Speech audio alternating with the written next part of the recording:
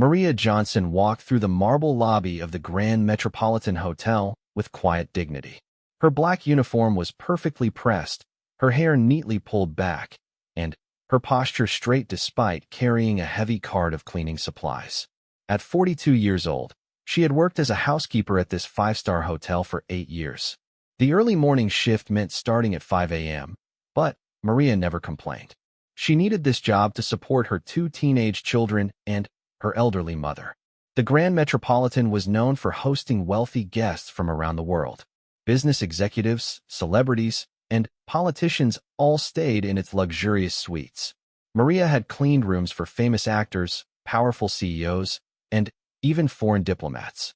She always maintained professional respect for every guest, no matter how they treated her in return. Today felt different from the moment she arrived. The hotel manager, Mr. Richardson, had warned the staff about a group of guests who had already caused problems. They were young men from wealthy families, staying in the penthouse suite for a business conference. The front desk had received several noise complaints, and room service reported rude behavior. Maria pushed her cart toward the elevator, her mind focused on the day's tasks. She had 12 rooms to clean before noon, including the problematic penthouse suite. The elevator doors opened, revealing 3 well-dressed young men in expensive suits. They looked to be in their mid-20s, with the confident air of people who had never worried about money. "Well, look what we have here," said the tallest one, a blond man with cold blue eyes. His name tag from the conference read, Brandon Whitmore III. He looked Maria up and down with obvious disdain. "I guess they'll let anyone use the guest elevator these days." Maria kept her eyes forward and stepped into the elevator. She had experienced this type of behavior before and knew the best response was to remain professional and ignore their comments. She pressed the button for the 15th floor and stood quietly in the corner. "Excuse me," said another young man, this one with dark hair slicked back. His conference badge showed Tyler Ashford. He stepped closer to Maria, invading her personal space. "Didn't you hear my friend? This elevator is for hotel guests, not the help." The third man, shorter but equally arrogant, laughed loudly. "Maybe she doesn't speak English well enough to understand," said Connor Mills, according to his name tag. "A lot of these people don't, you know." Maria remained calm and professional. "Good morning, gentlemen," she said in clear, articulate English. "I'm Maria Johnson, head housekeeper for floors 15 through 20. I use this elevator to reach my assigned floors as directed by hotel management." Her polite response seemed to irritate them further. Brandon stepped closer, his voice getting louder. "Head housekeeper? That's a fancy title for a maid. I bet you make what, minimum wage? Maybe $8 an hour." "My employment details are private," Maria replied quietly. She knew engaging with their behavior would only make things worse, but she also refused to let them intimidate her completely. Tyler laughed mockingly. "Private? Everything about you people is so dramatic. You clean toilets for a living. There's nothing private or special about that." The elevator reached the 15th floor, and Maria prepared to exit with her cart. As the doors opened, Connor deliberately stepped in front of her, blocking her path. "Hold on there, Maria. We're not done talking to you yet." "I have work to complete, sir," Maria said firmly. "Please excuse me." "Sir," Brandon repeated, his voice dripping with sarcasm. "Look at that, guys." She called Connor sir. At least she knows her place in the world. Maria had faced workplace harassment before, but something about these 3 young men felt particularly cruel. Their behavior went beyond casual rudeness into something more sinister. They seemed to enjoy making her uncomfortable, feeding off each other's energy to escalate their behavior. "You know what I think?" Tyler said, leaning against the elevator door to keep it open. "I think people like you are taking jobs away from real Americans. Coming here, working for nothing, making it impossible for honest people to make a living." Maria felt her patience wearing thin, but she maintained her composure. "I was born in Detroit, Michigan," she said calmly. "I'm a 3rd-generation American citizen. My grandfather served in World War II, and my father was a police officer for 25 years. This information seemed to surprise them momentarily, but Brandon quickly recovered. "Detroit," he said with disgust. "That explains everything. Nothing but crime and welfare cases up there." Connor joined in, apparently emboldened by his friends. Bet you've got 3 or 4 kids with different fathers, all on government assistance. That's how you people live, right? For the first time, Maria felt her calm facade begin to crack. These men were attacking not just her, but her family and her character. She thought about her daughter Sarah, who maintained a 4.0 GPA while working part-time to help with expenses. She thought about her son Marcus, who volunteered at a local community center teaching younger kids to read. My personal life is not your concern, Maria said, her voice remaining steady despite her growing anger. I need to begin my work duties. Please allow me to pass. Or what? Brandon challenged, stepping even closer. You'll report us to management? Do you really think anyone cares what a maid has to say about hotel guests who spend more in one night than you make in 6 months? The elevator doors began to close automatically, but Tyler stuck his arm out to stop them. We're not finished with our conversation, he said menacingly. Maybe we should file a complaint about your attitude. Tell management you were rude to paying customers. Maria knew this threat carried real weight. Customer complaints, even false ones, could result in disciplinary action or even termination. She had bills to pay and children depending on her income. These men clearly understood the power dynamic and were exploiting it for their own entertainment. I apologize if anything I've said seemed inappropriate, Maria said, choosing her words carefully. I was simply trying to explain my position and duties. That's better, Connor said with satisfaction. Maybe now you understand how things work around here. The elevator finally reached the 20th floor where the 3 men were staying. As they prepared to exit, Brandon turned back to Maria with a cruel smile. We'll be seeing you around, Maria Johnson, head housekeeper. Make sure our suite is spotless when you clean it today. We'll be checking every corner. Tyler added, and don't think about cutting any corners or doing a half-hearted job. We know people in this business. One word from us, and you'll be looking for a new job.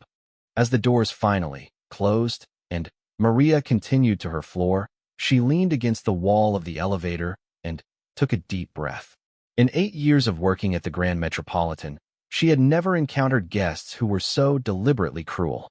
Most rude customers were simply entitled or having a bad day. These 3 seemed to take pleasure in trying to humiliate her.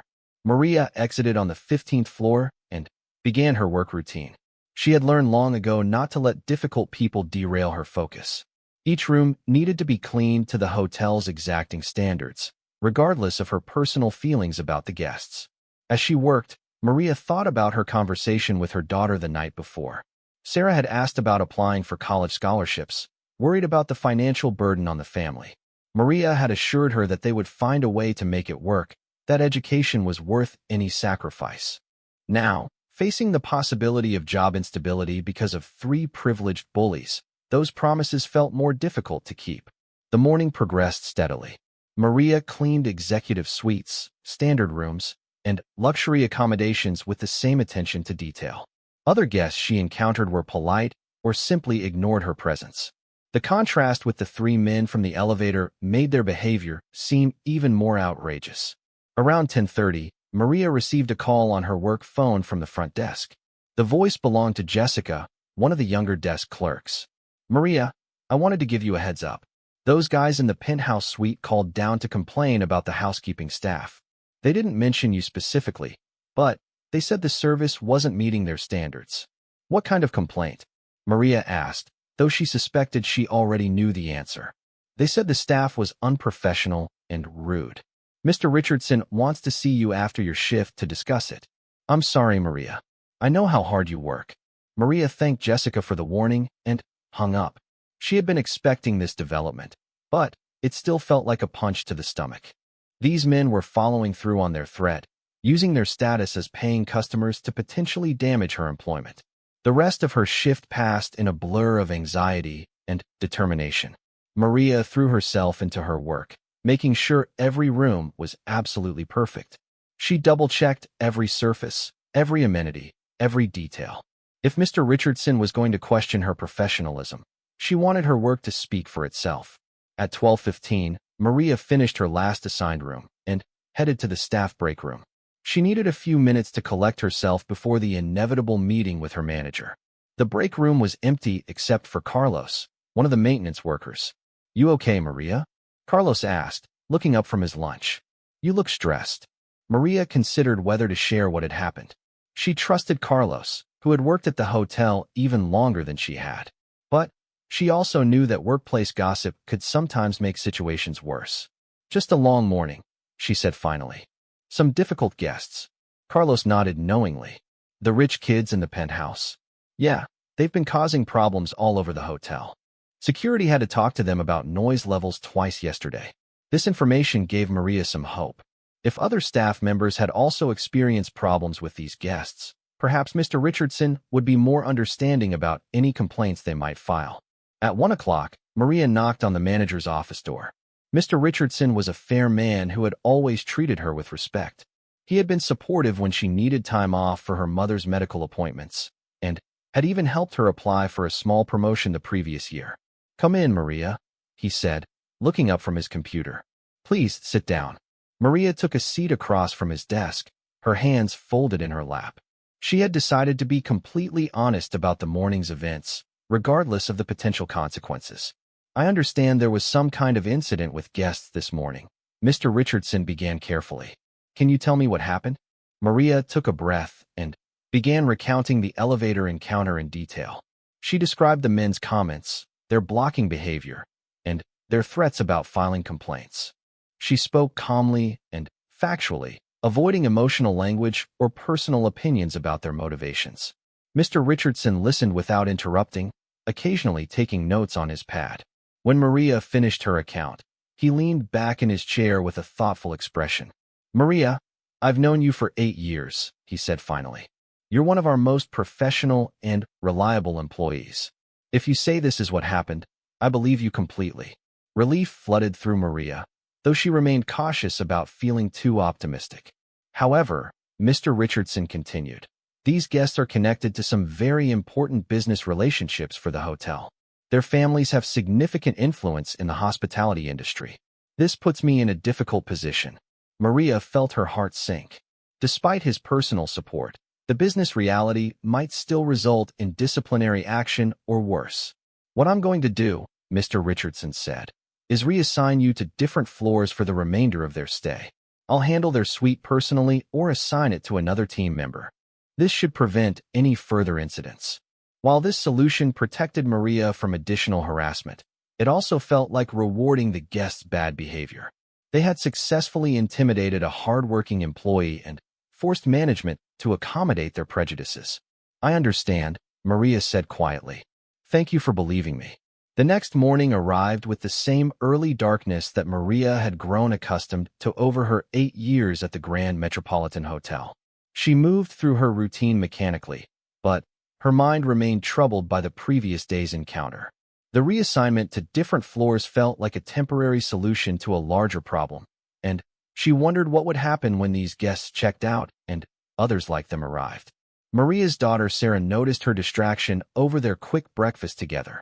At 17, Sarah had developed an intuitive understanding of her mother's moods and the pressures she faced at work. "Mom, you seem worried about something," Sarah said, pausing with her spoon halfway to her mouth. "Is everything okay at the hotel?" Maria considered how much to share with her daughter. She had always tried to shield her children from the uglier aspects of her work life. But Sarah was mature enough to understand workplace challenges. "Just some difficult guests yesterday," Maria replied honestly. "Nothing I can't handle." Sarah studied her mother's face with the perceptiveness of someone who had learned to read between the lines. "Were they rude to you?" "Some people think service workers don't deserve basic respect," Maria said carefully. "But that's their problem, not mine. I know who I am and what I'm worth." This conversation reminded Maria of why she had always maintained her dignity in the face of disrespect. Her children were watching how she handled adversity, learning lessons about resilience and self-respect that would shape their own responses to life's challenges. At the hotel, Maria began her shift on the 12th floor, far from the penthouse suite where the 3 troublesome guests were staying. The change in routine felt strange after years of following the same pattern, but she appreciated the temporary reprieve from potential confrontations. Around 9 a.m., while Maria was restocking her cleaning cart, she encountered David Kim, the hotel's head of security. David was a former police officer who had worked at the Grand Metropolitan for 5 years. He had a reputation for being fair but firm with both guests and staff. "Maria, I heard about yesterday," David said quietly, approaching her cart. "Mr. Richardson briefed me on the situation. I want you to know that security is aware of these guests, and we're keeping an eye on their behavior." "Thank you, David," Maria replied. "I hope it doesn't happen again. If it does, even if you just see them in the hallway, you call me immediately," David said seriously. "We have protocols for dealing with guest harassment, and those protocols apply regardless of how much money someone spends here." This conversation gave Maria some comfort, knowing that at least some hotel management understood the seriousness of the situation.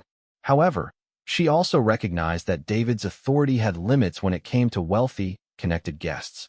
As the morning progressed, Maria heard whispers from other staff members about incidents involving the 3 men. The room service attendant reported that they had been deliberately messy and rude during breakfast delivery. A housekeeping colleague mentioned finding their room in an unnecessarily chaotic state, with towels thrown everywhere and furniture moved around for no apparent reason. It became clear that their behavior toward Maria had been part of a pattern of disrespecting hotel employees. This knowledge was both reassuring and troubling.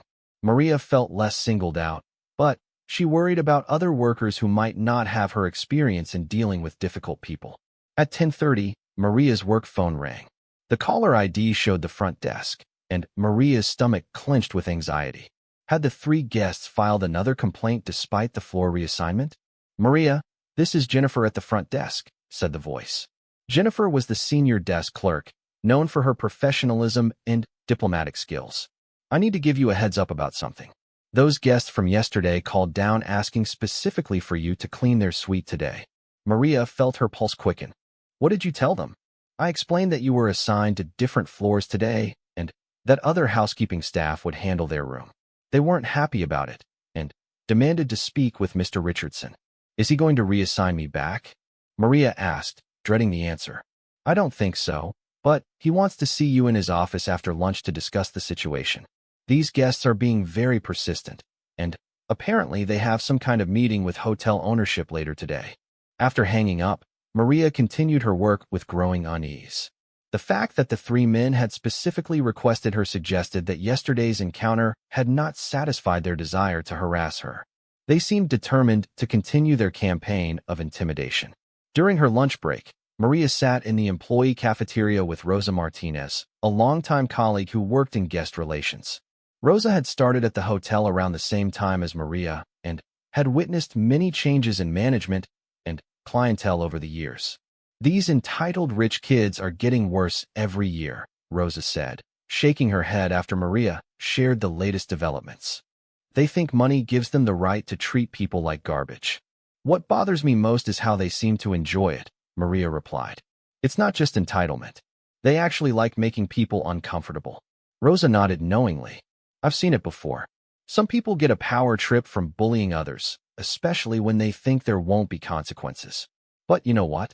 Sometimes these situations have a way of working out in unexpected ways." "What do you mean?" Maria asked. "I've been here longer than almost anyone except maintenance," Rosa said. "I've seen arrogant guests think they can do whatever they want, only to discover that treating people badly sometimes comes back to bite them. This hotel has some very powerful friends, and not all of them appreciate guests who abuse the staff." This conversation gave Maria a glimmer of hope, though she remained realistic about the challenges she faced. Powerful friends or not, she still needed to navigate the immediate situation carefully to protect her job and her family's financial security. At 2 o'clock, Maria knocked on Mr. Richardson's office door for the second time in 2 days. The manager looked tired and stressed, suggesting that the morning's phone call had been difficult. "Maria, please sit down," he said, gesturing to the chair across from his desk. "We need to discuss the latest development with these guests." Maria took a seat, preparing herself for whatever news he might share. "They called this morning demanding that you personally clean their suite," Mr. Richardson began. "When I explained our staffing reassignment, they became quite agitated. They claimed that you had been disrespectful yesterday and that they wanted an opportunity to address the situation directly." "What does that mean exactly?" Maria asked, though she suspected the answer would not be reassuring. I'm not entirely sure, but their tone was threatening, Mr. Richardson admitted. They also mentioned that they would be meeting with members of the hotel ownership group this afternoon and planned to discuss their concerns about staff professionalism. Maria felt her stomach drop. A complaint to the ownership group could have serious consequences for both her and Mr. Richardson. Hotel owners typically sided with wealthy guests, especially when those guests had business connections that could affect the hotel's reputation. However, Mr. Richardson continued, I've made a decision. I'm not going to allow these guests to harass my employees, regardless of their connections. You will continue to be assigned to different floors, and I will personally handle any complaints they file. Mr. Richardson, I don't want you to risk your position because of me, Maria said sincerely. I can handle cleaning their suite if it prevents bigger problems for the hotel. The manager looked at her with respect and sadness. Maria, the fact that you would offer to put yourself in harm's way to protect others is exactly why I won't allow it. A good manager protects good employees, not the other way around. After leaving Mr. Richardson's office, Maria returned to her duties with mixed emotions. She felt grateful for her manager's support, but worried about the potential consequences for both of them. The three guests clearly had influence and weren't afraid to use it to get what they wanted. Around 3:30, while Maria was cleaning a standard room on the 13th floor, she heard commotion in the hallway. Voices were getting louder, and she recognized one of them as belonging to Brandon, the blonde leader of the three troublesome guests. Maria quietly moved to her cart near the open doorway to listen. Brandon was speaking loudly to someone, apparently on his phone, and his words carried clearly down the hallway. I don't care what their policies are, Brandon was saying angrily. We're paying premium rates for this suite, and I expect premium service. That includes having any staff member we request handle our accommodations. There was a pause as he listened to whoever was on the other end of the call. No, this isn't about the quality of cleaning, Brandon continued, his voice getting more agitated. This is about respect and knowing your place. These people need to understand that we're the customers, and they're here to serve us, period. Another pause. Then, Brandon's voice became even more hostile. Listen to me carefully. My father's company does millions of dollars in business with hotel chains across the country. One phone call from him can make or break relationships that took years to build. So unless you want to explain to your board of directors why you lost a major corporate account over a maid's attitude problem, you'll fix this situation immediately. Maria felt sick listening to this conversation. Brandon was making explicit threats against the hotel's business relationships, using his family's influence as leverage to force the staff to submit to his harassment. Even worse, he was discussing her as if she were an object rather than a human being with rights and dignity. The conversation continued for several more minutes, with Brandon alternately threatening consequences and demanding immediate action. When he finally hung up, Maria heard him walking back toward the elevator, muttering angrily about unacceptable service standards and people who don't know their place. 20 minutes later, Maria's work phone rang again. This time the caller ID showed Mr. Richardson's direct line, which was never a good sign during a regular shift. Maria, I need you to come to my office immediately, he said without preamble. His voice sounded strained and defeated. Maria's worst fears were confirmed as she walked toward the manager's office. The guests had successfully escalated their complaints, and now the pressure was coming from higher up in the hotel's corporate structure. She wondered if this would be the conversation where she lost her job. Mr. Richardson was not alone when Maria entered his office. Sitting across from his desk was a woman in an expensive business suit whom Maria didn't recognize. She appeared to be in her 50s, with perfectly styled gray hair and an air of authority that suggested high-level management. Maria, this is Mrs. Catherine Montgomery, the hotel's regional director, Mr. Richardson said formally. She's here to discuss the situation with the guests in the penthouse suite. Mrs. Montgomery studied Maria with sharp, intelligent eyes. Her expression was unreadable, giving no hint of whether she was sympathetic or hostile to Maria's position. Ms. Johnson, please sit down, Mrs. Montgomery said in a crisp, professional tone. I understand there has been some kind of conflict between you and our guests in Suite 2001. Maria sat down carefully, choosing her words with extreme care. Yes, ma'am. There was an incident yesterday morning in the elevator where the guests made some inappropriate comments. I see, Mrs. Montgomery said, making notes on a legal pad. And how did you respond to these inappropriate comments? I remained professional and polite throughout the encounter, Maria replied honestly. I explained my position and duties when they questioned my use of the guest elevator, but I did not argue or respond rudely to their comments. Mrs. Montgomery continued taking notes, her expression still giving nothing away about her thoughts or intentions. These guests have filed a formal complaint alleging that you were disrespectful and unprofessional, she said finally. They've also threatened to take their concerns directly to our corporate ownership group. Given their family's business relationships in the hospitality industry, this could have serious consequences for the hotel. Maria felt her heart sinking as the familiar pattern played out. Corporate interests would triumph over employee welfare, and she would become the sacrificial offering to appease difficult but wealthy customers. However, Mrs. Montgomery continued, and Maria felt a tiny spark of hope at that word. Before making any decisions, I want to hear your complete account of what happened. Please tell me everything, from the beginning, without leaving out any details. For the next 20 minutes, Maria recounted the entire encounter with meticulous detail. She described the guests' comments about her race, their assumptions about her citizenship and family situation, their blocking behavior in the elevator, and their explicit threats about filing complaints. Mrs. Montgomery listened without interruption, taking detailed notes and occasionally asking clarifying questions about specific comments or behaviors. Her professional demeanor never wavered, but Maria noticed her jaw tightening slightly when the racial elements of the harassment were discussed. When Maria finished her account, Mrs. Montgomery set down her pen and leaned back in her chair. For a long moment, she said nothing, apparently considering the information she had received. Finally, she spoke. Ms. Johnson, I want you to know that this hotel chain has a zero-tolerance policy regarding discrimination and harassment of employees. Regardless of a guest's status or spending power, we do not accept behavior that creates a hostile work environment for our staff. Maria felt a surge of relief and surprise. This was not the response she had been expecting from upper management. That being said, Mrs. Montgomery continued, we also need to be strategic about how we handle this situation. These guests have significant influence, and we need to address their complaints in a way that protects both you and the hotel's business interests. Maria nodded, understanding that even supportive management had to consider multiple factors when dealing with powerful guests. Here's what we're going to do, Mrs. Montgomery said decisively. You will continue your regular duties without any restrictions or reassignments.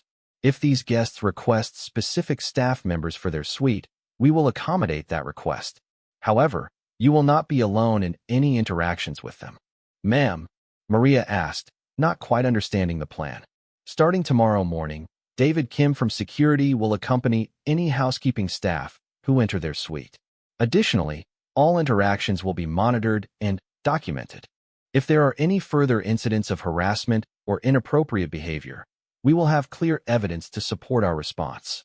This approach surprised Maria. Rather than avoiding conflict or sacrificing her to appease the guests, management was essentially setting up surveillance to catch them in any future bad behavior.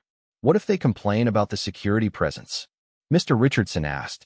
Then, we explained that it's a new service protocol for our premium Thursday morning brought an unusual energy to the Grand Metropolitan Hotel.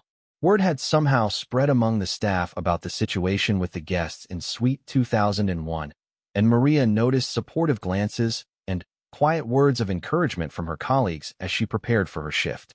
David Kim met Maria at the housekeeping storage room at exactly 8 a.m.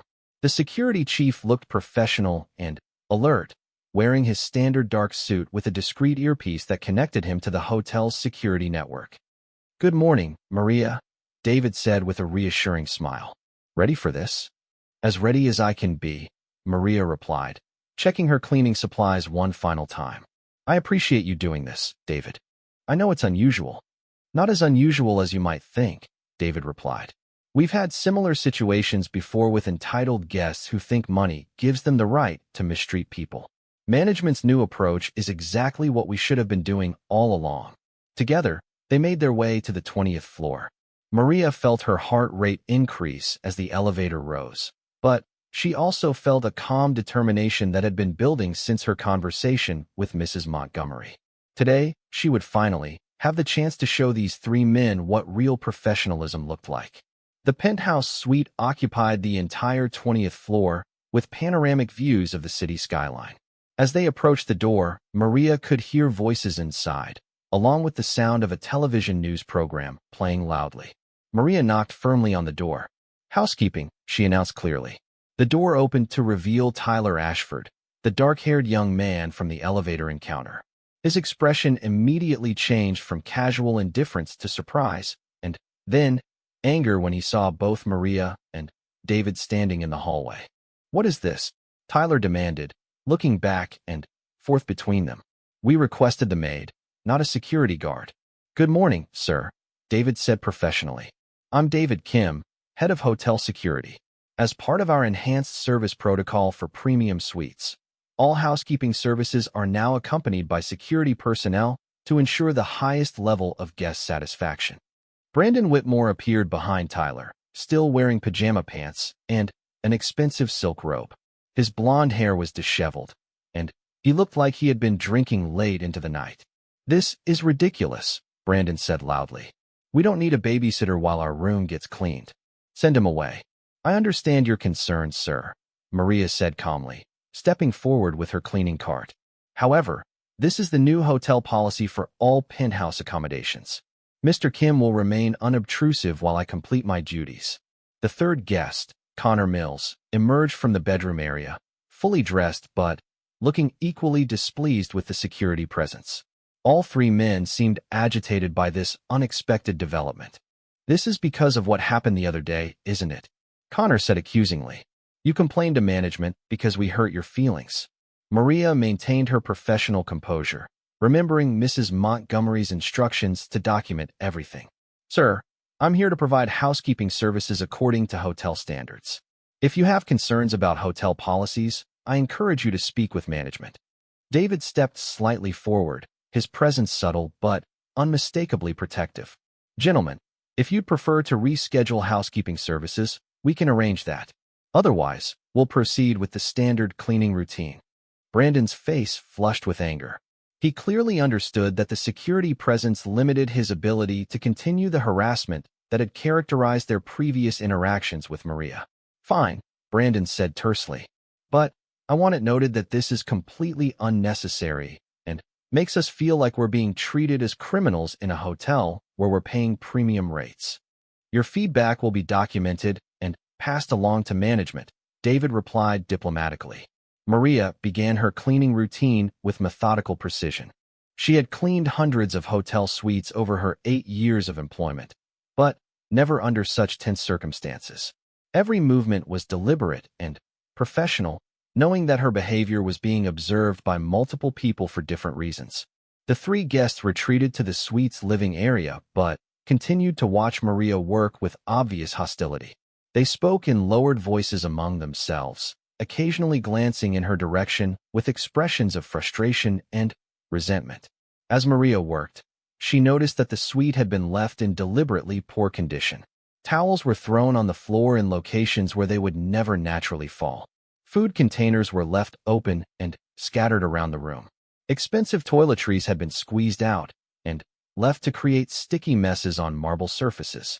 It was clear that the three men had intentionally created extra work and unpleasant conditions for whoever would be cleaning their room. This behavior confirmed Maria's suspicion that their harassment was calculated rather than spontaneous. David observed the room's condition with the trained eye of a former police officer. He took discreet photos of the most egregious messes while remaining professionally unobtrusive. Maria appreciated his thoroughness while focusing on her own duties. About 30 minutes into the cleaning process, Brandon approached Maria while she was working in the bedroom area. David immediately moved closer, maintaining a respectful distance but making his presence clearly felt. "I want you to know that this whole situation is ridiculous," Brandon said to Maria, his voice carrying a threatening undertone despite David's presence. You've turned a simple misunderstanding into a major incident that's affecting everyone. Maria continued making the bed with smooth, practiced movements. Sir, I'm focused on providing you with excellent housekeeping service. Is there anything specific about the room cleaning that you'd like me to address? Her refusal to engage with his attempts at intimidation seemed to frustrate Brandon further. He had clearly expected her to be defensive or apologetic, and her calm professionalism disrupted his script. Don't act like you don't know what I'm talking about, Brandon pressed. You know exactly what you've done to escalate this situation. David stepped closer, his voice remaining polite but firm. Sir, if you have concerns about housekeeping services, I'd be happy to arrange a meeting with management. Ms. Johnson is here to clean your suite according to hotel standards. The implicit message was clear.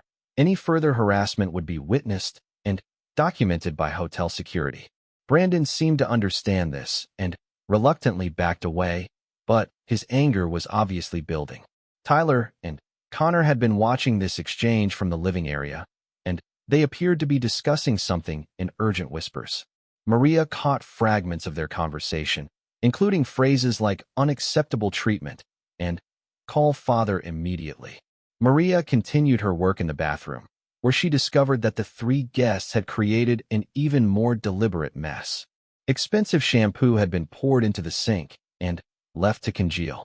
Towels had been used to wipe up spills and then left in soggy piles on the floor. The toilet had not been flushed, despite obvious recent use. These conditions went far beyond normal guest behavior, even for the messiest travelers. The deliberate nature of the destruction suggested that the three men had spent time specifically creating unpleasant working conditions for housekeeping staff.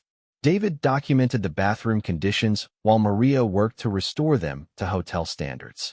His expression remained professional, but she could see controlled anger in his eyes at the obvious disrespect being shown to his colleague. This is beyond normal guest behavior, David murmured quietly to Maria. This is deliberate harassment. As Maria finished the bathroom and moved to the suite's kitchen area, Connor Mills intercepted her path. Unlike Brandon's more direct approach, Connor seemed to be trying a different strategy. Look, I want to apologize for any misunderstanding the other day, Connor said with false sincerity. Maybe we got off on the wrong foot. We're actually pretty reasonable guys when we're not dealing with work stress. Maria recognized this tactic from her years of experience with difficult people. When direct intimidation failed, some individuals switched to manipulation, hoping to catch their targets off guard with sudden friendliness. Thank you for saying that, sir, Maria replied diplomatically. I'm happy to provide you with excellent service during your stay. The thing is, Connor continued, we're having some important business meetings here over the next few days. High-level corporate stuff that requires absolute discretion and professionalism from the hotel staff. Do you understand what I'm saying? The implied threat was clear, even couched in polite language. Connor was suggesting that Maria's job security depended on her willingness to accept their previous harassment without complaint. David had positioned himself to overhear this entire conversation. Mr. Mills, I can assure you that all hotel staff maintain the highest levels of discretion regarding guest activities. That's part of our standard professional training.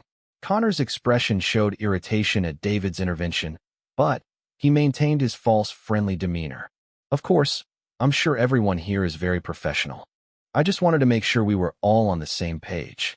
Absolutely, Maria said evenly. Professional service is always my priority. As Maria continued cleaning the kitchen area, she could hear the three guests having an increasingly agitated discussion in the living room. Their voices were rising, and she caught clear references to getting rid of the security and teaching that woman a lesson. Tyler suddenly broke away from the group and approached Maria directly, ignoring David's presence. His face was flushed with anger, and his voice carried barely controlled hostility. This is harassment, Tyler declared loudly. We're being surveilled in our own hotel suite by security guards, and we're being forced to accept service from staff members who have already shown disrespect to paying guests. Sir, I need to ask you to step back and allow Ms. Johnson to complete her duties, David said firmly. If you have concerns about hotel policies, I can arrange for you to speak with management immediately. Don't tell me what I can and Cannot do in a suite I'm paying for. Tyler snapped, his composure finally cracking completely. This whole situation is discrimination against us because we're young and successful. Maria recognized the classic reversal tactic where harassers claimed to be victims when their behavior was called out. She continued cleaning methodically, refusing to be drawn into an argument that would only escalate the situation. Furthermore, Tyler continued, his voice getting louder. I don't appreciate being made to feel like a criminal in my own hotel room. This security presence is completely inappropriate and makes us feel like we're being treated as threats. Brandon and Connor moved closer, apparently emboldened by Tyler's confrontational approach. The three men formed a loose semicircle around Maria, who was cleaning the kitchen counter area. We've been coming to hotels like this our entire lives, Brandon added. Our families have relationships with management companies across the country.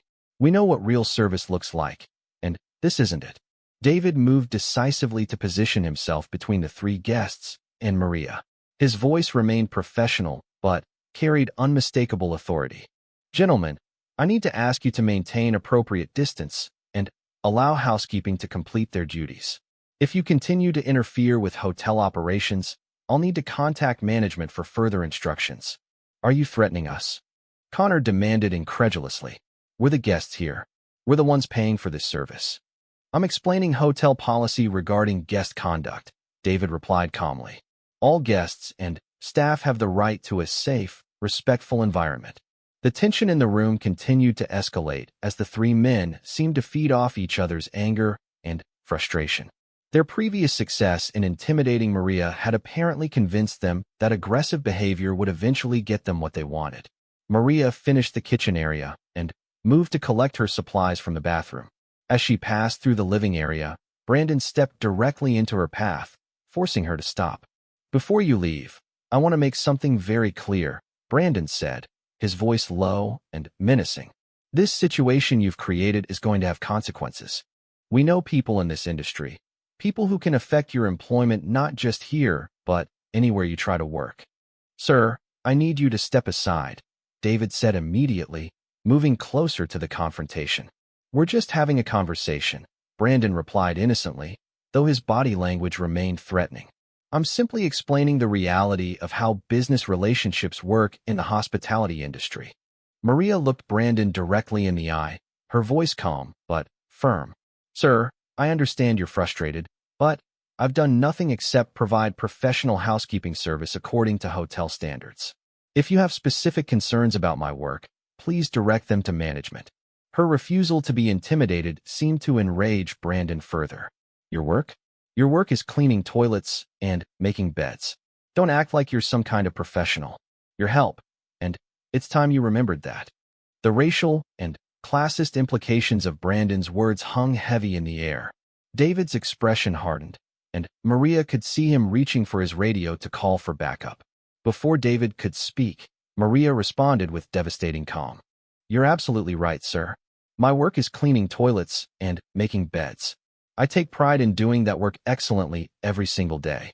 I also take pride in treating every person I encounter with respect and dignity, regardless of their position or attitude toward me.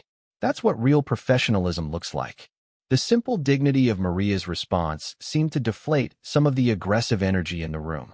Her refusal to be ashamed of her work, combined with her implicit criticism of their behavior, left the three men momentarily speechless. Tyler recovered first, apparently recognizing that their intimidation tactics had not only failed but had been turned against them in front of a witness. We want to speak to the hotel manager immediately, Tyler demanded. This entire situation has become completely unacceptable, and we demand immediate resolution. I'll be happy to call Mr. Richardson right now, David replied, reaching for his radio. Would you like to wait here or in the lobby while he makes his way up? The three guests exchanged glances, apparently realizing that involving management might not work in their favor given the documented evidence of their behavior. Never mind, Connor said quickly. We'll handle this through proper channels. But this conversation isn't over. As Maria collected the last of her supplies and prepared to leave the suite, she felt a profound sense of accomplishment. She had faced down her tormentors while maintaining her professionalism and dignity. More importantly, their behavior had been documented by hotel security, creating a clear record of their harassment. David accompanied Maria out of the suite, and, as the door closed behind them, she could hear the three men beginning another heated discussion among themselves. Their voices were angry and frustrated, suggesting that the morning had not gone according to their plans. "You handled that perfectly," David told Maria as they waited by Thursday afternoon. The situation at the Grand Metropolitan Hotel had reached a tipping point. The three guests in Suite 2001 had spent the remainder of the morning making increasingly aggressive phone calls, their voices carrying down the hallway as they contacted family members, business associates, and what appeared to be legal representatives. Maria continued her duties on the other floors, but the tension throughout the hotel was palpable. Staff members whispered in hallways, and management personnel moved with the focused energy that suggested crisis response protocols were being implemented. At 2 p.m., Maria received a call on her work phone from Mr. Richardson's assistant, asking her to report to the conference room on the second floor. This was unusual, as the conference room was typically reserved for high-level management meetings and corporate presentations. When Maria arrived at the conference room, she discovered a gathering that included Mr. Richardson, Mrs. Montgomery, David Kim, and three people she didn't recognize. Two were wearing expensive business suits that suggested corporate executives, while the third was a middle-aged woman with a legal briefcase and the sharp, analytical expression of an attorney. "Maria, please come in and take a seat," Mrs. Montgomery said, gesturing to a chair at the large conference table. "We need to discuss the developing situation with our guests in the penthouse suite." As Maria sat down, Mrs. Montgomery began introducing the other attendees. "This is James Crawford, our regional legal counsel, Sarah Chun, our corporate communications director, and Detective Linda Foster from the Metropolitan Police Department's Bias Crimes Unit." The presence of a police detective sent a chill through Maria. The situation had apparently escalated far beyond a simple customer service dispute. "Ms. Johnson," Detective Foster began in a professional but kind tone, "we understand you've been experiencing workplace harassment that may constitute a hate crime under state law. We'd like you to walk us through the entire series of events, starting with the first incident." For the next hour, Maria provided detailed testimony about her interactions with Brandon, Tyler, and Connor. Detective Foster took careful notes and asked specific questions about the racial comments, threats, and intimidating behavior. The corporate attorney recorded the session with Maria's permission, explaining that the testimony might be needed for legal proceedings. "Based on what you've told us," Detective Foster said when Maria finished her account, "these individuals have engaged in behavior that meets the legal definition of harassment based on race and national origin. Their threats regarding your employment also constitute criminal intimidation." Sarah Chun, the communications director, spoke next. "Maria, we want you to know that this hotel chain has a zero-tolerance policy for discrimination and harassment. We will not allow guests to create hostile work environments for our employees, regardless of their family connections or business relationships." James Crawford, the legal counsel, added, "We're also prepared to pursue legal action against these individuals if necessary. Their behavior has not only harmed you personally, but has created liability for the hotel and damaged our reputation among staff." Mrs. Montgomery leaned forward, her expression serious but supportive. "Maria, we're giving you several options for how to proceed. You can file a formal police complaint, which Detective Foster is prepared to investigate. You can pursue civil action with our legal support, or you can choose to handle this matter through internal hotel discipline procedures." "What would internal discipline involve?" Maria asked, wanting to understand all her options. "Immediate termination of their stay, permanent ban from all hotel properties in our chain, and formal complaints filed with their corporate employers," Mrs. Montgomery replied. "We've also identified their business conference as a cover for what appears to be a personal vacation. The companies they claim to represent have no record of authorizing this trip." This revelation surprised Maria. The three men had repeatedly mentioned important business meetings and corporate relationships, but it appeared they had been misrepresenting their status. Detective Foster added, "We've also discovered that similar complaints have been filed against these individuals at other hotels over the past year. There's a pattern of behavior that suggests they specifically target hospitality workers for harassment. The scope of the situation was becoming clear. Maria was not an isolated victim, but part of a pattern of predatory behavior by three young men who used their family wealth to avoid consequences for their actions. I need some time to think about this, Maria said carefully. This is much bigger than I realized. Of course, Mrs. Montgomery replied. Take all the time you need. In the meantime, we're implementing immediate protective measures. Mr. Richardson spoke for the first time during the meeting. The three guests have been informed that their stay is being terminated effective tomorrow morning. Hotel security will escort them from the property. We're also documenting everything for potential legal proceedings. As the meeting concluded, Detective Foster handed Maria her business card. Ms. Johnson, regardless of what you decide about formal charges, I want you to know that your courage in standing up to these individuals has likely prevented them from victimizing other workers. That takes real strength. Walking back to complete her afternoon duties, Maria felt overwhelmed by the rapid developments. What had started as a simple workplace harassment incident had evolved into a potential criminal case with implications far beyond her individual experience. That evening, Maria sat at her kitchen table with her two children, Sarah and Marcus, explaining what had been happening at work. She had decided they needed to understand the situation, both for their own awareness and because it might affect the family in various ways. Mom, you could have been hurt, Sarah said, her 17-year-old maturity showing through her concern. These guys sound dangerous. I was never in physical danger, Maria assured her.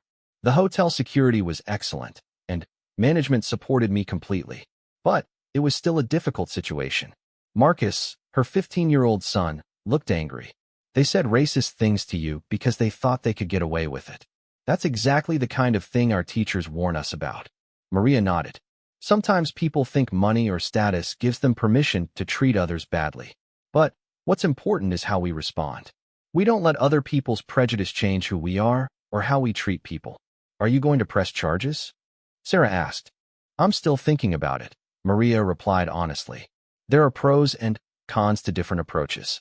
But whatever I decide, I want you both to understand that standing up for yourself is important, even when it's scary or difficult. The next morning arrived with an unusual atmosphere at the Grand Metropolitan Hotel. Word had spread throughout the staff that the troublesome guests would be checking out under less than voluntary circumstances. Maria noticed a sense of anticipation and nervous energy among her colleagues. At 8 a.m., Maria was working on the 14th floor when she heard commotion from the stairwell. Loud voices were echoing through the hallway, and she recognized Brandon's voice raised in anger. This is completely unacceptable, Brandon was shouting. We have rights as paying guests, and you can't just throw us out because some maid complained about hurt feelings. A calmer voice, which Maria recognized as belonging to Mrs. Montgomery, responded professionally. Gentlemen, your behavior has violated hotel policies regarding guest conduct. Your checkout has been processed, and your belongings have been packed by hotel staff. Security will escort you to the lobby. You people have no idea who you're dealing with. Tyler's voice joined the argument. My family owns 3 hotel chains on the East Coast. This is going to cost you more business than you can imagine. We're prepared for any consequences of our decision, Mrs. Montgomery replied calmly. Your belongings are waiting in the lobby, and transportation to the airport has been arranged. Connor's voice, higher-pitched with panic, added, This is all because of that woman. She's caused this entire situation because she couldn't handle a simple conversation. This is discrimination against us. Maria felt a complex mix of emotions listening to this exchange. There was satisfaction in knowing that the 3 men were finally facing consequences for their behavior, but also sadness that it had taken so much escalation to reach this point. The voices moved toward the elevator, and Maria could hear David Kim's calm, professional tone explaining security procedures. Within minutes, the 20th floor would be empty of its troublesome occupants. Around 10 a.m., Mrs. Montgomery appeared on Maria's floor, looking for her personally. The regional director had changed from her usual business attire into a more casual but still professional outfit, suggesting she planned to spend more time at the hotel dealing with aftermath issues. Maria, I wanted to update you on this morning's developments, Mrs. Montgomery said. The 3 guests have been removed from the property. They attempted to refuse checkout, but security handled the situation professionally. Were there any problems? Maria asked. Nothing beyond loud complaints and threats about business retaliation, Mrs. Montgomery replied. We've also received some interesting information from our corporate security department. Mrs. Montgomery explained that the hotel chain's security team had investigated the 3 men's backgrounds more thoroughly. Brandon Whitmore's family did own several businesses, but he had no official role in any of them and had been cut off financially by his father 6 months earlier due to similar behavioral incidents. Tyler Ashford had been fired from his last job for harassment of female employees and was currently unemployed despite his claims of corporate success. Connor Mills was facing legal problems related to a drunk driving incident and had been staying at expensive hotels using credit cards that were likely to be declined soon. Essentially, Mrs. Montgomery concluded, these were 3 unemployed young men with entitlement issues, using family money and false corporate credentials to intimidate service workers at upscale establishments. This information reframed the entire incident for Maria. The 3 men had not been successful business executives with real power. They had been troubled individuals acting out their frustrations on people they perceived as unable to fight back. What happens now? Maria asked. That depends partly on your decision about legal action, Mrs. Montgomery replied. But, regardless of what you choose, we're implementing new protocols to prevent similar situations. All guest complaints about staff will now be investigated thoroughly before any disciplinary action is considered. I've decided not to pursue criminal charges, Maria said after a moment of reflection. But I would like the hotel to document everything in case these men try to harass workers at other properties. Mrs. Montgomery nodded approvingly. That's a mature decision that shows real wisdom. We'll compile a complete report and share it with other hotel chains through our industry security network. As the day progressed, Maria felt a sense of closure beginning to develop. The immediate threat was gone, and the hotel had demonstrated genuine commitment to protecting its employees. More importantly, she had discovered reserves of strength and dignity she hadn't known she possessed. During her lunch break, Maria received an unexpected visitor in the employee cafeteria. Detective Foster appeared at her table, carrying a cup of coffee and wearing a slight smile. Ms. Johnson, I hope you don't mind the interruption, Detective Foster said. I wanted to follow up on yesterday's conversation and share some additional information. Please, sit down, Maria replied, curious about this development. After our investigation yesterday, we contacted police departments in other cities where these 3 individuals have stayed, Detective Foster explained. We found similar complaints from hotel workers in Chicago, Miami, and Las Vegas. A pattern of racial harassment and intimidation. So this wasn't just about me, Maria said. Not at all. You were part of a pattern, but you were also the first person who had sufficient institutional support to make them face consequences. The other victims were either afraid to complain or worked for hotels that prioritized guest satisfaction over employee protection. Detective Foster continued, while you've chosen not to press charges, the other jurisdictions are now reopening their investigations. Your courage in standing up to these men may result in justice for multiple victims. This conversation gave Maria a profound sense of purpose. Her decision to maintain her dignity and refuse intimidation had created ripple effects that might protect other workers from similar harassment. There's something else, Detective Foster added.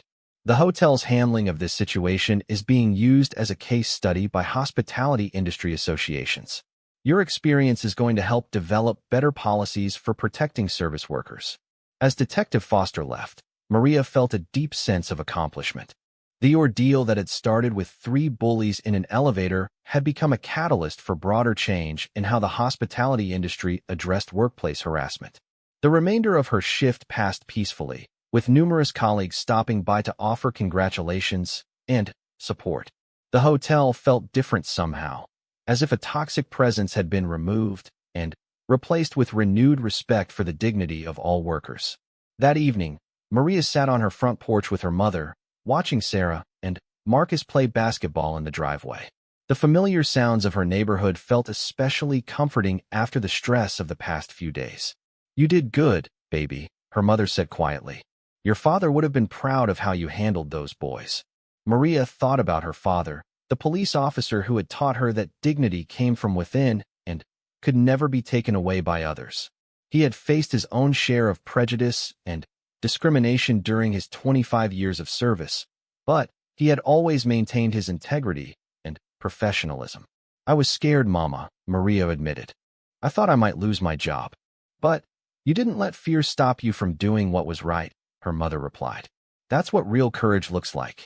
3 months after the incident at the Grand Metropolitan Hotel, Maria Johnson stood in front of a conference room filled with hospitality industry executives, union representatives, and civil rights advocates. She wore her best professional outfit, the same navy blue dress she had purchased for her daughter's high school graduation, and her hands were steady as she adjusted the microphone at the podium. Good morning, Maria began, her voice carrying the same calm dignity that had defined her response to harassment. My name is Maria Johnson, and I've worked in the hospitality industry for 8 years. I'm here today to share my experience and discuss how we can create safer, more respectful workplaces for all employees. The invitation to speak at the National Hospitality Workers' Rights Conference had come as a surprise. Mrs. Montgomery had nominated Maria after her story became a case study used in management training programs across multiple hotel chains. What had started as a personal ordeal had evolved into a catalyst for industry-wide policy changes.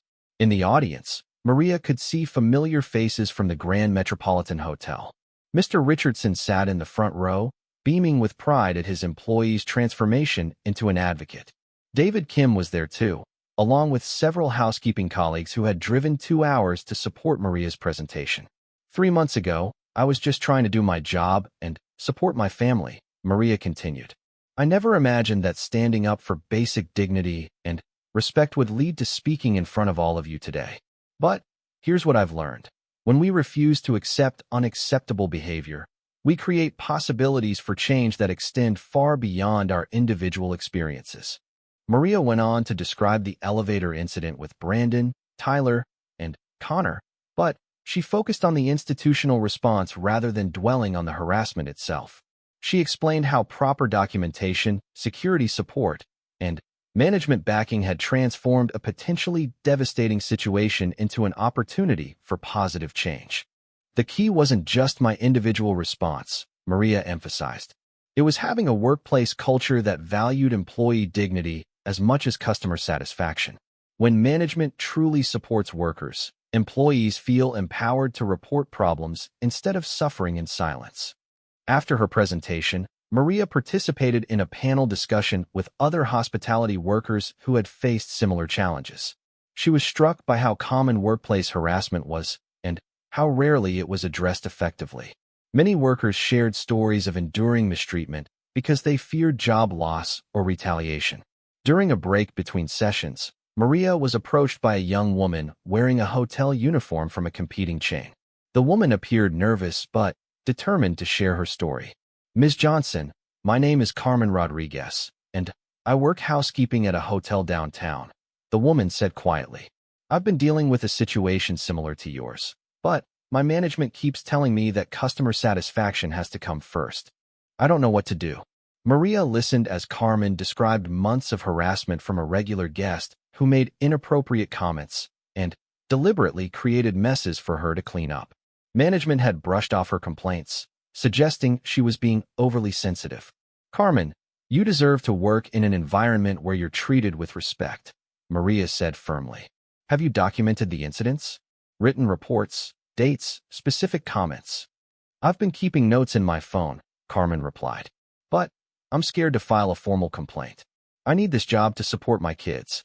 Maria exchanged contact information with Carmen and connected her with Detective Foster, who had become something of a specialist in hospitality industry harassment cases.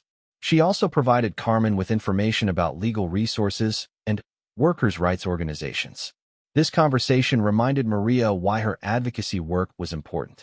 For every worker who found the courage to speak up, dozens more remained silent due to fear and economic vulnerability. The conference's afternoon session focused on policy implementation and best practices. Maria was amazed to learn how her experience had influenced new training programs, complaint procedures, and management protocols across the hospitality industry. Sarah Chun, the communications director from Maria's hotel chain, presented data showing significant improvements in employee retention and job satisfaction at properties that had implemented the new anti-harassment policies. The business case for protecting workers was proving to be as compelling as the moral argument. When employees feel safe and respected, they provide better service to all guests, Sarah explained to the conference attendees. Hotels that prioritize worker dignity see improvements in customer reviews, employee loyalty, and overall profitability. During the panel discussion, Maria was asked about the personal cost of her decision to stand up to the 3 harassing guests. The question came from a hotel manager who expressed concern about the emotional toll on employees who chose to confront harassment. "I won't pretend it was easy," Maria answered honestly. "There were moments when I questioned whether it was worth the stress and uncertainty. But I kept thinking about my children and what I wanted to teach them about standing up for themselves and others."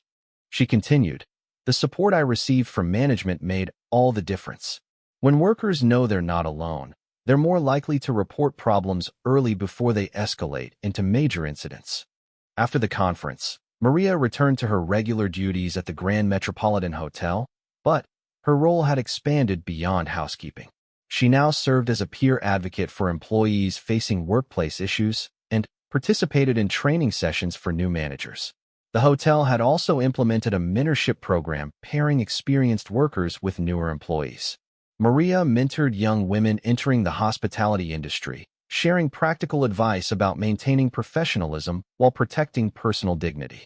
One of her ments was Jessica, a 19-year-old college student working part-time as a room service attendant. Jessica had initially been intimidated by wealthy guests and unsure how to respond to inappropriate behavior. "Mrs. Johnson taught me that being professional doesn't mean accepting disrespect," Jessica explained to other new employees during a training session. "You can be polite and still maintain boundaries. You can provide excellent service while insisting on basic human dignity." The transformation in workplace culture at the Grand Metropolitan was noticeable to everyone. Staff morale improved dramatically, and employee turnover decreased by 30% in the 6 months following the new policy implementation. More importantly, guests seemed to respond positively to the increased confidence and professionalism of the staff. When workers felt respected and supported, they provided better service, creating a positive cycle that benefited everyone. Maria's children had also been affected by their mother's experience and advocacy work. Sarah, now in her senior year of high school, had written her college application essay about watching her mother stand up to workplace bullies. The essay helped her secure a scholarship to study social work at a respected university. "My mom showed me that ordinary people can create extraordinary change when they refuse to accept injustice," Sarah wrote in her essay. She didn't set out to become an advocate or a spokesperson. She just insisted on being treated with the same respect she showed to others. Marcus, now 16, had become involved in his school's peer mediation program, helping resolve conflicts between students. He often referenced his mother's calm, dignified approach when facilitating difficult conversations. "Mom taught me that you can be strong without being aggressive," Marcus explained to his guidance counselor. "Sometimes the most powerful response is staying calm and professional when others are trying to make you react emotionally." 6 months after the conference, Maria received an unexpected phone call at work. The caller identified herself as Barbara Whitmore, Brandon's mother. Maria's first instinct was to hang up, but something in the woman's tone made her listen. "Ms. Johnson, I want to apologize for my son's behavior toward you," Mrs. Whitmore said, her voice heavy with shame and regret. "I also want to thank you for handling the situation the way you did." Maria listened as Mrs. Whitmore explained that Brandon's removal from the hotel had been a wake-up call for the entire family. They had cut off his financial support and insisted he enter counseling to address his behavioral issues and sense of entitlement. "Brandon is now working as a janitor at a community center in our town," Mrs. Whitmore continued. "It's been humbling for him to be in a service position and experience how some people treat workers. He asked me to call and express his regret for his behavior toward you." Maria appreciated the call, though she wasn't ready to forgive Brandon completely. However, she was encouraged to hear that he was experiencing consequences and potentially learning from his mistakes. "I hope he learns to treat all people with respect," Maria replied diplomatically. "Everyone deserves basic human dignity, regardless of their job or social position." As her first year as an advocate concluded, Maria reflected on how much her life had changed since that morning in the hotel elevator. What had started as a typical workday had evolved into a journey of personal growth and social impact that she never could have imagined. The three young men who had tried to break her spirit had instead revealed her strength. Their attempts to diminish her had backfired spectacularly, leading to policy changes that protected thousands of other workers across the hospitality industry. Maria's calm response had indeed stunned everyone, including herself. But, more importantly, it had demonstrated the power of maintaining dignity in the face of hostility and the importance of institutional support for vulnerable workers. Standing in her kitchen one evening, preparing dinner for her family, Maria looked out at her neighborhood and felt a deep sense of satisfaction. Her children were thriving, her work had new meaning and purpose, and she had played a role in creating positive change for others facing similar challenges. The phone rang, interrupting her thoughts. It was Carmen Rodriguez, the young housekeeper Maria had met at the conference. Carmen's voice was filled with excitement and relief. "Ms. Johnson, I wanted to let you know that my hotel implemented new harassment policies last week," Carmen said. "They also fired that regular guest who had been causing problems. I feel like I can finally do my job without fear." After hanging up, Maria smiled as she returned to preparing dinner. This was why she had chosen to speak up rather than remain silent. Every Carmen Rodriguez who found the courage to report harassment, every hotel that implemented better policies, every worker who felt safer and more respected represented a victory that extended far beyond Maria's personal experience. Her children joined her in the kitchen, Sarah helping with the salad while Marcus set the table. These simple family moments had taken on deeper meaning since Maria's experience with workplace harassment.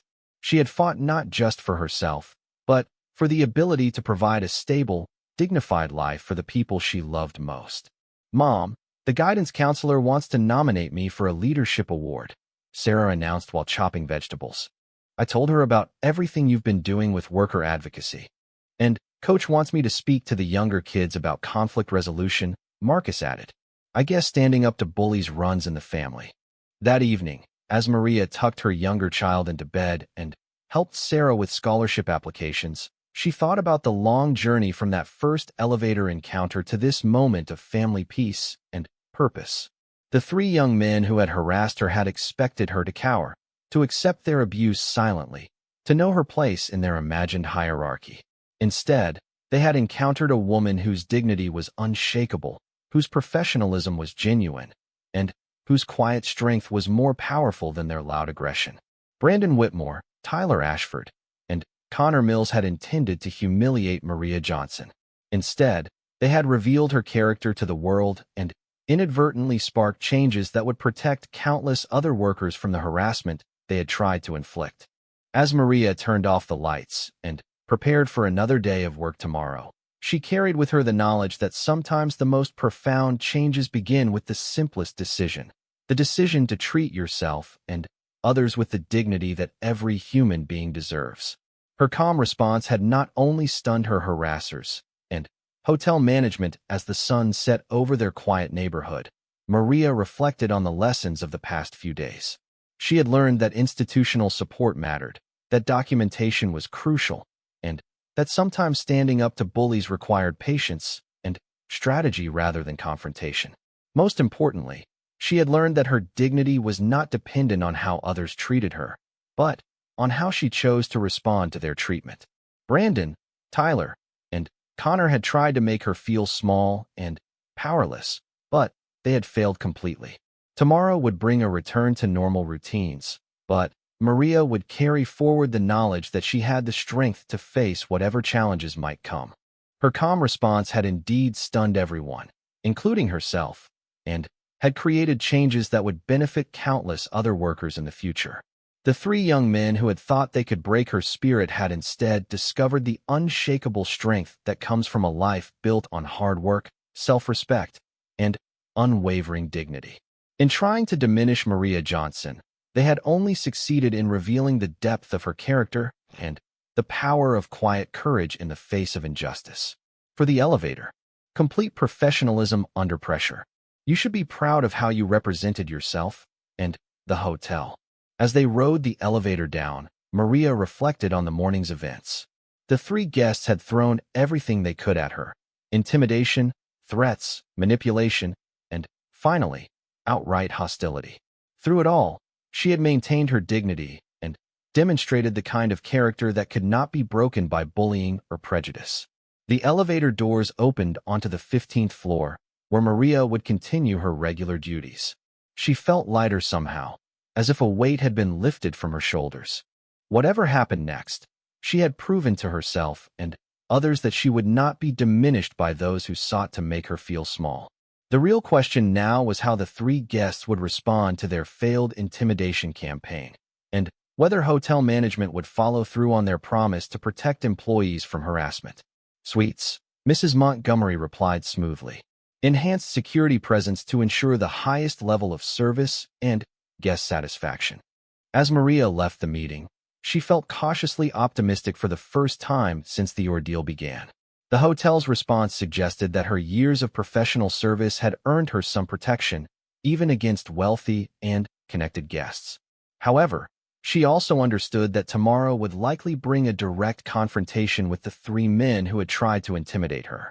With security monitoring and management support, she would finally have the opportunity to demonstrate the calm professionalism that had defined her career.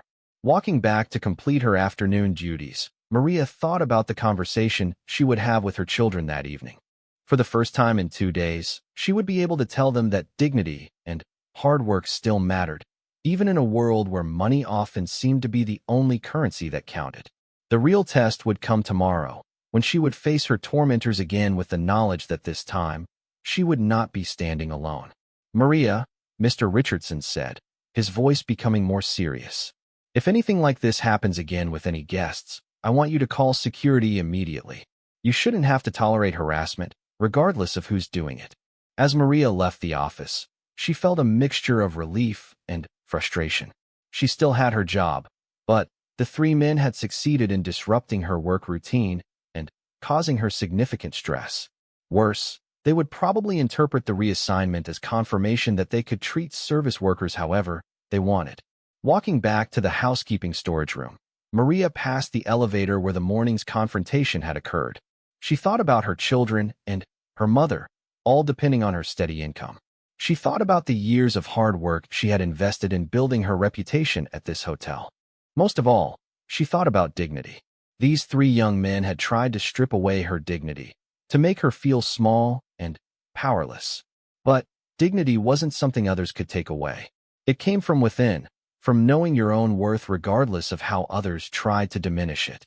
Maria Johnson straightened her shoulders and returned to work. Tomorrow would bring new challenges, but she would face them with the same quiet strength that had carried her through every difficult day of her 42 years. The three men in the penthouse suite had won a small battle, but they had underestimated the resilience of the woman they were trying to break.